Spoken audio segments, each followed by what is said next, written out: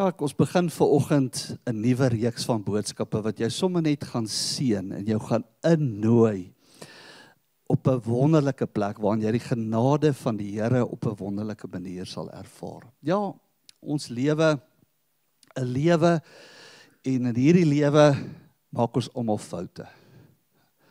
Almal doen sonde en het sonde gedoen, sê Paulus in Romeine 3. Almal maak foute. Almal van ons maak iewers verkeerde besluite.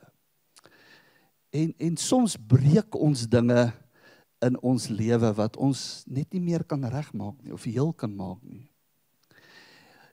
En byna altyd word ons mislei wanneer dit gebeur, om te glo dat ons foute ons definieer.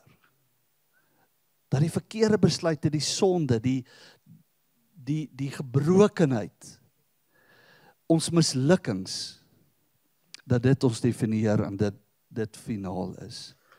Maar die Bybel leer ons, en dit is waaroor hierdie reeks boodskappe gaan, vir die volgende paar weke, van 'n God wat anders is. Ons word nie gedefinieer deur ons verlede, ons foute, ons gebrokenheid, ons verkeerde besluite en al die goed wat in ons wêreld gebeur nie.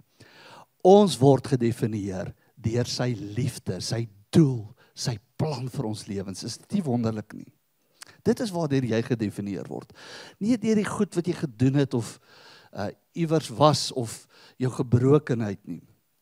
Want hy is die God van tweede kanse. Is dit nie wonderlik om dit te besef nie? Hy is die God van tweede kanse. En die Bybel het verskeie verhale, gelykenisse, om hierdie waarheid te illustreer. Jy weet, ek sê nou die dag vir iemand, daar is net twee soorte mense op aarde. Die wat foute gemaak het en die wat nog foute gaan maak. So moenie so heilig en veilig lyk vanoggend nie. Ons almal maak foute.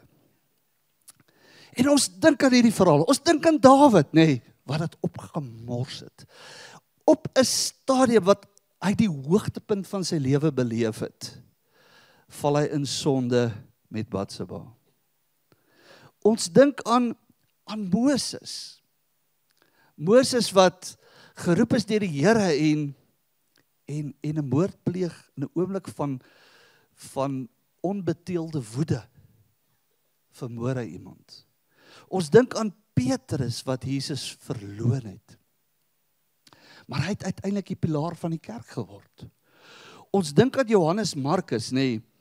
Johannes Markus is die skrywer van die Markus Evangelie. Hy's 'n baie jong ou, het hy Jesus gevolg en later het hy saam met Paulus en Barnabas sendingreise onderneem. Die eerste sendingreis wat Paulus onderneem het, was saam met Markus, Johannes Markus.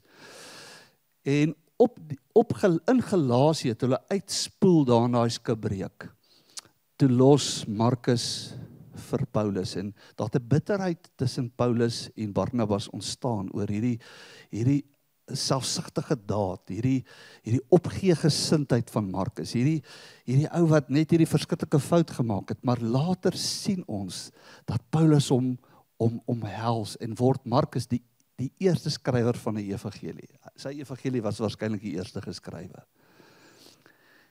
Want dit is ons God. Hy weet ons is stof. En hy weet ons het sy genade nodig. En miskien het jy vanoggend ook hierdie ervaring van 'n mislukking, 'n gebrokenheid, 'n fout, 'n slegte besluit. Miskien het jy ook doodgewoon, sommer net opgemors. En voel dit vir jou asof dit nie slegter kan gaan as wat dit nou is nie. Dan is vanoggend se boodskap vir jou. Vanoggend is vir jou. En dis die uitnodiging in hierdie diens vanoggend. Kom ontmoet die God van tweede kanse. Hy is die God wat jou innooi in 'n verhouding. En vanoggend, soos ek al reeds 2 keer gesê het, gaan ons 'n bietjie praat oor hierdie God van tweede kanse. En verhale die Bybel verken. En in daardie verhale is daar pragtige beginsels versteek vir hoe kan ons die God van tweede kanse ontmoet. Want daar is twee soorte mense weer eens. Die wat die God van tweede kanse misloop En ons weet dat Judas was 'n voorbeeld van 'n persoon wat 'n tweede kans misgeloop het en uiteindelik in 'n selfdoodsituasie beland het. Maar daar's ook mense wat die God van tweede kanse raakloop. En vanoggend gaan ek begin om te praat oor die eerste beginsel van wat ek en jy moet doen as ons die God van tweede kanse wil ontmoet. Daar's iets wat ons moet doen. God werk nie alleen nie. So ons gaan van vanoggend af praat oor hierdie reeks van boodskappe en die belangrike lesse wat ons daarin kan leer. Maar vanoggend wil ek begin om net soos wat die woorde sê wat ons oor gaan praat, die God van die tweede kanse. Wil ek begin by die God van die tweede kanse. Wie is daardie God van die tweede kanse? Een ding wat ek met sekerheid weet vandag is dat ons meestal verkeerd is oor wie God is. Ons mis wie God is. Daar's so baie gedeeltes in die Bybel wat vertel wie God is, hoe hy dink, wat hy doen. En wat eintlik vir my onverstaanbaar is, dat mense kan mis wie God is. En daarom is dit so belangrik dat ons aan die begin van hierdie reeks boodskappe 'n bietjie praat oor wie is God? Hoe dink God? Hoe voel God oor jou en my? En een van die mooiste gedeeltes, en dit is op daardie advertensie, is dit in die boodskap vertaling wat vanoggend op die borde was, sê dit so mooi in Psalm 103 vers 13. Ek wil nou net baie dankie sê vir daardie laaste, is die eerste baba wat toegewys vanoggend, toe die ouers begin met Psalm 119. Toe wou ek vir hulle sê, besef julle 119 is die langste Psalm in die Bybel. Ek hoop nie julle gaan elke skrifgedeelte oor julle kant wil spreek vanoggend nie. Maar Psalm 103 is ook nogal 'n redelike lang Psalm. Maar hoor 'n bietjie hierdie Psalm. Ek wil hê jy met jou Bybel oopmaak daar, of op jou selfoon, of waar jy dit ook al lees. Want ek wil hê jy moet weet vanoggend, hoe voel God oor jou? Hierdie skrif gaan oor jou. Hoe voel God oor jou? Soos 'n vader hom ontferm oor sy kinders, so ontferm die Here hom oor die wat hom dien. Hy weet tog waarvan ons gemaak is. Hy weet dat ons net stof is. Die mens se lewensdier is soos die gras, soos die veldblomme wat welig blom. As die wind nou oorwaai, is dit weg. 'n Mens, en dit is so pragtig, hy sê dit so pragtig, 'n mens sien die plek, maar dit is nie meer nie. Maar die liefde van die Here is altyd daar vir die wat hom dien. Sy trou geld van geslag tot geslag. Is dit nie pragtig nie? Die Here weet wie hy is. En dit herinner ons dat God weet dat ons is maar net stof. Ons is nie 'n goddelike wese nie. Ons is met God se beeld geskape, met die vermoë om te kies, om foute te maak, om selfsugtige keuses te maak, om goeders te breek wat kosbaar is. Ons is maar net mense wat stof is. Hy weet ons is feilbaar, maar hy behandel ons met liefde en met ontferming. En dis die wonderlikste ding van om 'n Christen te wees, om 'n God te hê wat die God van tweede kans is. Die God wat regtig omgee. Nou, Jesus se verduideliking van wie God is reg deur die evangelies, is daar 3 goed wat ons duidelik sien wie God regtig is. En as ons net vir 'n oomblik kan stil staan by die God van die tweede kanse. Wie is God? Hy is die een wat alwetend is.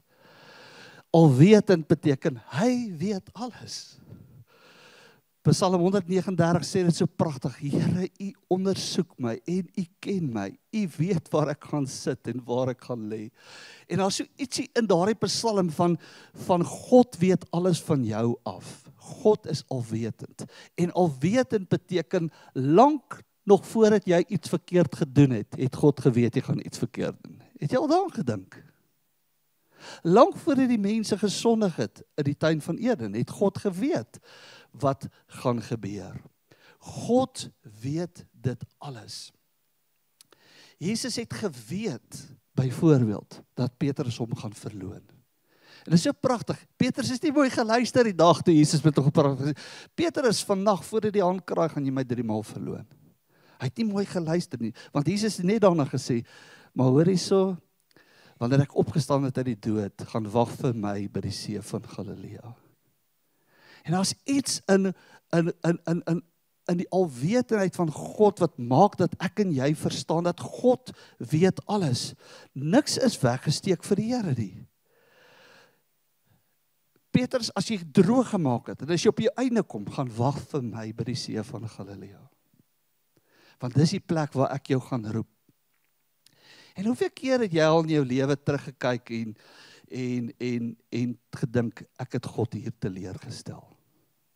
Net om te besef, dat hy het geweet jy gaan dit doen. Jy weet, ek sê altyd vir iemand, as iemand aan my toe kom en sê, ja, maar ek het droog gemaak, my lewe is gebreek, ek het hierdie verskriklike ding gedoen, en sê ek, man, weet jy wat, nee?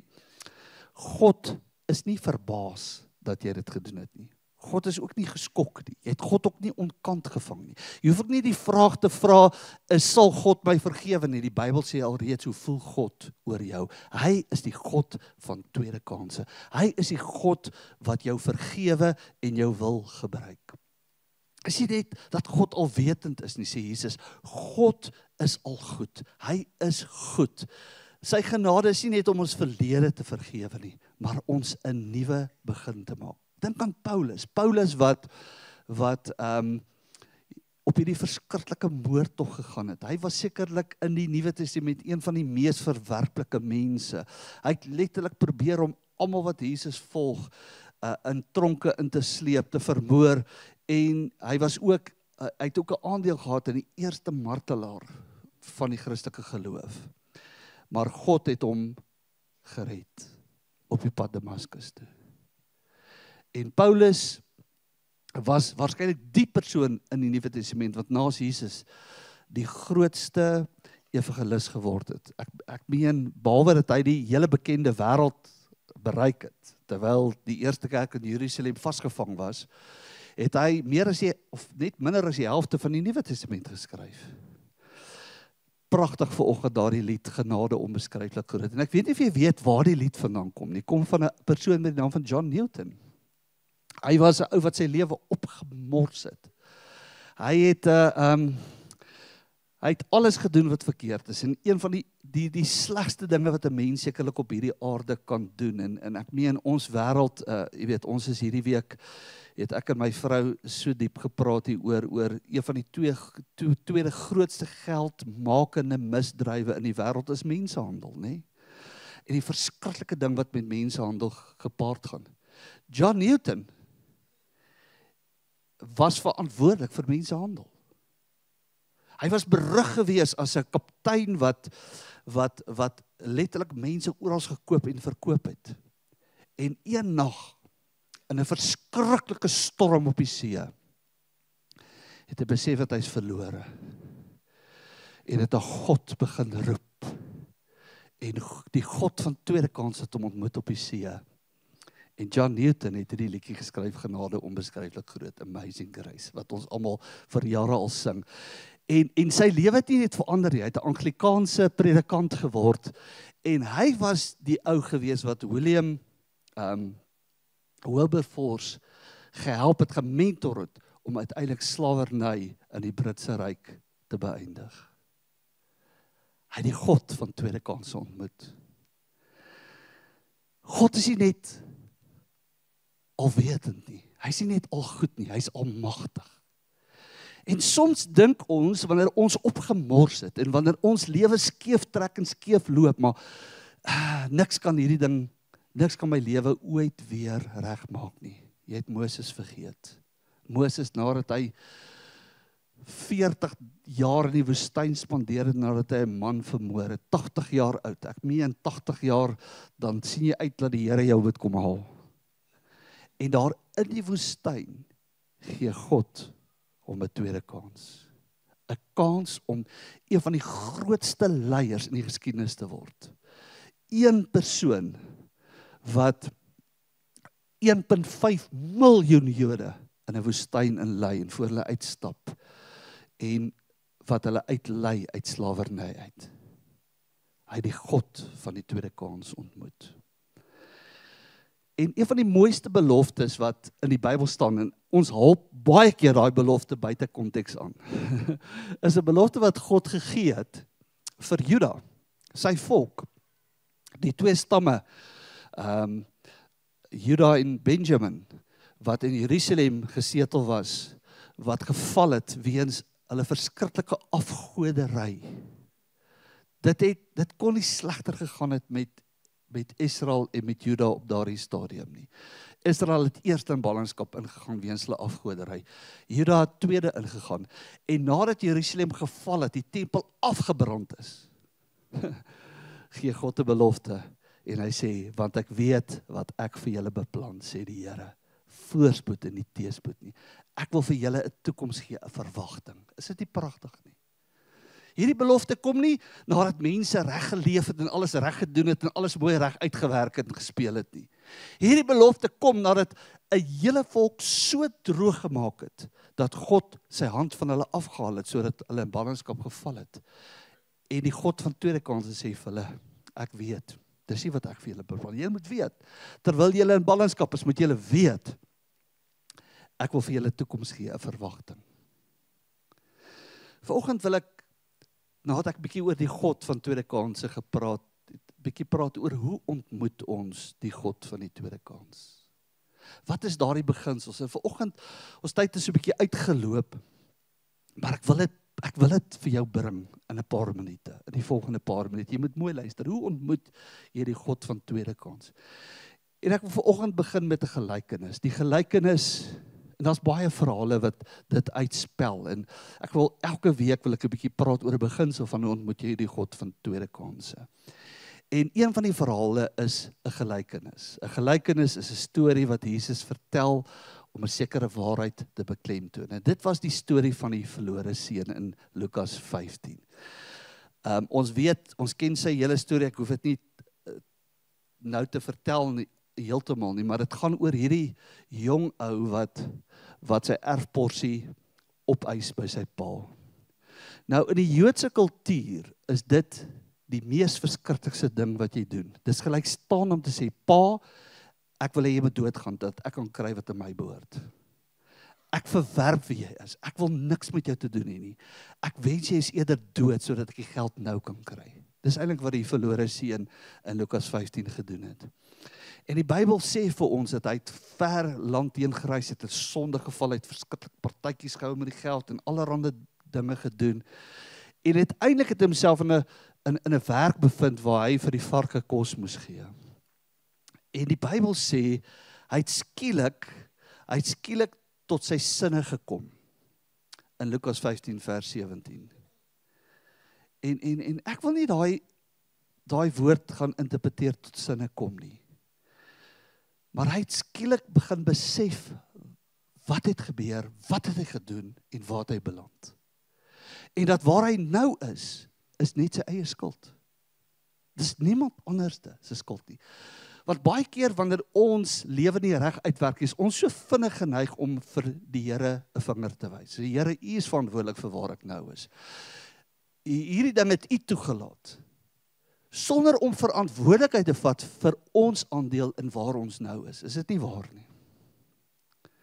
Ek glo diep in my hart, 90% van die goed wat met ons gebeur, het niks te doen met God of die duiwel nie. Dis alles ons eie besluite, selfgemaakte storms. En hy bevind hom daar, en hy het berou gekry. Dis die eerste woord waaroor ek wil praat. Hoe ontmoet jy die God van tweede kanse? Deur ware berou. Nou, daar's verskillende soorte van berou en hartseer. Daar's 'n valse en 'n wêreldse berou. En ek gaan vinnig daai skrifgedeelte vir jou lees, waar Paulus sê, want droefheid volgens die wil van God bewerk inkeer, wat tot verlossing lei, en waaroor niemand spyt is nie, maar wêreldse droefheid lei tot die dood. En die verskil tussen die twee is dat wêreldse berou is, ek is jammer, ek is uitgevang. My reputasie ly skade. Ja, wat dink mense van my? Wêreldse berou is 'n berou waarin jy gemotiveer word deur skaamte of 'n vrees vir die gevolge wat met jou nou gebeur. Dit lei nie tot ware verandering in jou hart nie en lewe nie. En dit fokus op, ek wil myself net behou deur hierdie krisis. Ek wil net self behou dit. Maar hierdie jong ou was op 'n ander plek gewees. Hierdie was ware berou wat hy getoon het. Hy het nie gesê, weet jy, ek is jammer, ek is uitgevang nie. Hy het sy sonde erken as 'n oortreding. Ware berou erken jou sonde as 'n oortreding teenoor God en teenoor ander mense rondom jou. Dit vra nie vergifnis nie, net alleen nie, maar dit soek innerlike transformasie. En baie keer mense wat valse berou het of wêreldse berou het, ek wil net terugkry wat ek verloor het. Ek wil net herstel word. Ek wil net weer alles hê wat ek gehad het. Nee, ware berou soek vergifnis en spreek van iets moet in my verander. En dit bring blywende verandering as 'n vrug in ons lewe. Ons dink aan Dawid, wat ware berou gehad het, en ek wil vinnig daai skrifgedeeltjie net vir julle kry, waar hy ware berou gehad het in Psalm 51, waar hy sy sonde erken het voor God, en werklik jammer was. En hy sê dit so pragtige Psalm 51, hy sê, die offer wat u wil hê, o Here, is 'n gebroke gees, 'n gebroke of 'n verslae hart, dit sal u nie verwerp nie. As jy die God van tweede kanse wil ontmoet, begin by ware berou. Ware berou, wat Paulus sê, wat in staat is om jou te red. Toe hy tot sy sinne gekom het hierdie jong ou ware berou gehad. Werklik op die plek gekom waar hy vergifnis soek, innerlike transformasie soek. Hy het nie net gesoek dat sy herstel nie, hy het gesoek om nou eerder 'n slaaf te wees in sy pa se huis. En ons weet, wat was die uiteinde daarvan gewees. Een van die persone in die Bybel wat valse berou voorstel, is waarskynlik Saul, die eerste koning van Israel. Toe Samuel met hom praat, toe sê, ek weet ek het gesondig. Hy sê, maar hy was meer bekommerd oor sy eie reputasie as sy sonde teenoor die Here. En vanoggend nooi die Here jou uit om ware berou te wys as jy hom wil ontmoet. Om soos John Newton, soos Petrus. Die Bybel sê daardie nag toe hy Jesus verloon het hy droewig gaan ween. Nie oor sy publieke beeld wat skade gedoen is nie, maar omdat hy weet dat hy moet regmaak met God. En dit is mos wat Petrus later sê in Handelinge 3, dis sy bekende woorde, hy sê, kom tot inkeer en maak reg met God, sodat hy julle sondes kan uitwis. Ware berou. Ek herhaal weer wat ek in die begin gesê het, en ek gaan hierdie boodskap nou afeindig. Daar's net twee tipes mense wat hier sit, die wat al foute gemaak het en die wat nog gaan maak. Die wat sonde gedoen het en die wat nog sonde gaan doen. En as jy die God van tweede kanse wil ontmoet, wat in staat is om jou 'n toekoms te gee, maak nie saak wat het stukkend gebreek nie. Begin dit vanoggend by ware berou. Ek gaan nou die musikante vra om sommer net op te kom, en ek wil afeindig met daardie liedjie wat hulle nou gesing het. Genade onbeskryflik groot. En miskien sit jy hier vanoggend en besef jy dat jy het God misgekyk. Die God van tweede kanse misgekyk. Jy het nie eintlik besef dit is wie hy is nie. En miskien sit jy vanoggend met baie verwyte in jou lewe oor waar jy opgemors het, waar jy foute gemaak het, waar jy sonde gedoen het, waar jy iets gebreek het wat nooit moes breek nie, wat waardevol is.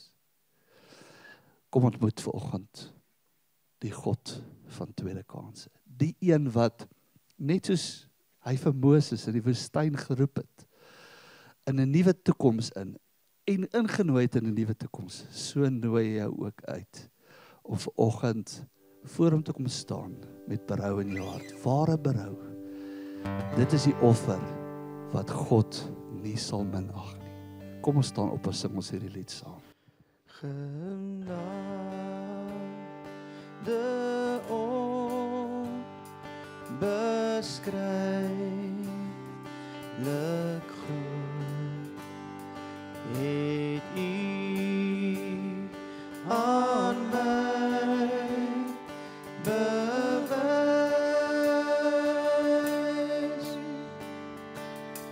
Verlore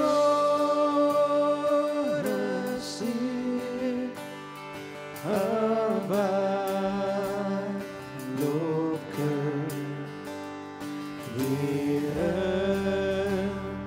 die vaderij. Zing nog een keer genade, genade onbeskryflik groot, het U aan mij bewijs.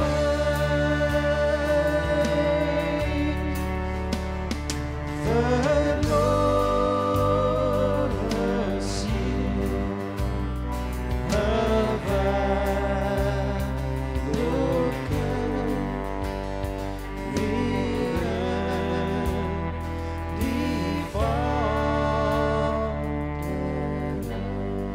Net daar waar jy staan vanoggend, terwyl elke oog gesluit is, elke hoof gebuig is.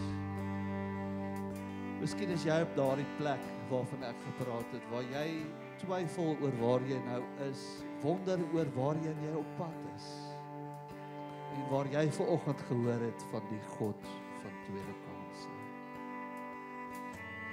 As jy vanoggend voel dat jy wil reageer op hierdie boodskap, en ek gaan nou vir jou bid vanoggend, en jy besef, jy is soos daardie seun, daardie verlore seun in Lukas 15 vers 17, wat tot sy sinne kom, en skielik besef, ek het droog gemaak, ek het foute gemaak, ek het sonde gedoen, ek het iets wat kosbaar is gebreek. Is die Here vanoggend in hierdie gebou om jou te ontmoet. Hierdie is 'n heilige oomblik, en net daar waar jy staan, as jy vanoggend wil sê, Here, hier is ek. Ek het 'n gebroke hart vanoggend voor U. 'n gebroke hart oor hoekom ek U hart gebreek het.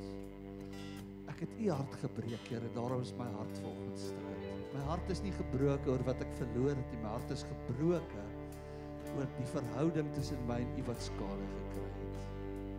En as jy vanoggend, terwyl niemand rondkyk nie, wil reageer op hierdie woord, wil jy net vinnig jou hand opsteek en ek wil saam met jou bid vanoggend. Ja, dankie.